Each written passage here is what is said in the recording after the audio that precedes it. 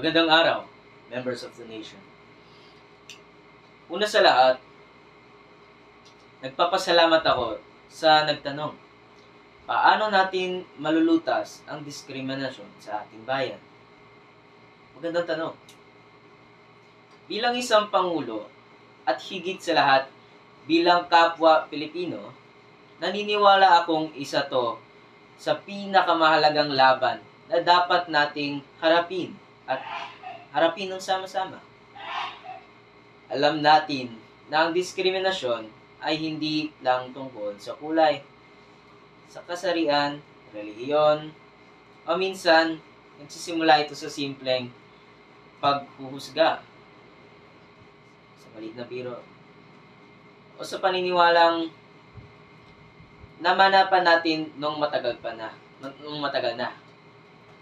Hindi dahil dito, maraming kababayan natin ang hindi nabibigyan ng patas na pagkakataon, respeto, at pag-unawa.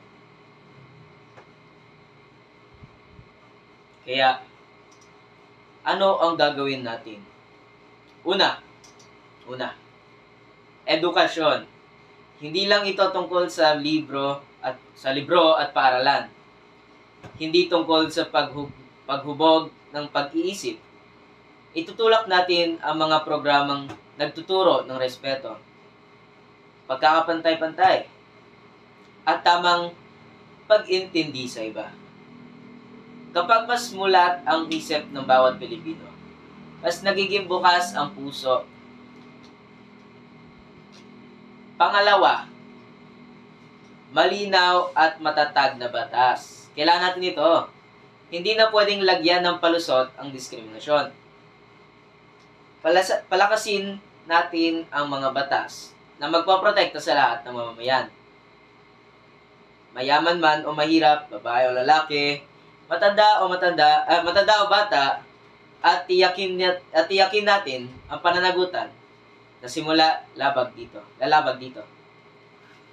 Pangatlo, pakikipagkapwa sa tao. Ito ay ugaling tunay na Pilipino. Hindi sapat ang batas kung hindi uumpisahin natin sa sarili. Kapag pinili nating makinig bago maghusga, umawa tayo bago tumanggi, at rumespeto bago magsalita. Unti-unti nating mababago ang kultura mula sa loob ng tauhan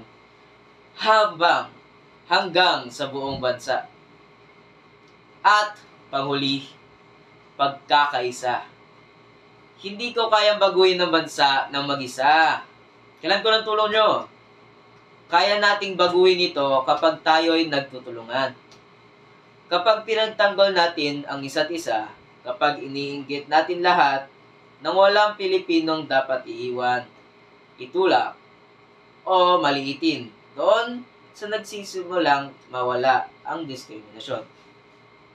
Doon magsisimula ang pagwala ng diskriminasyon. Mga kababayan, ang Pilipinas ay hindi dapat hati-hati. Isa lang ang dugo na ating dumadaloy, dugong may tapang, pagmamahal, at malasakit.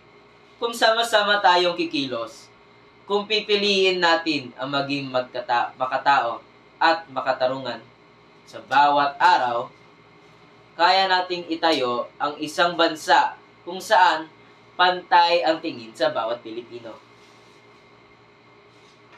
Maraming salamat at mabuhay tayong lahat.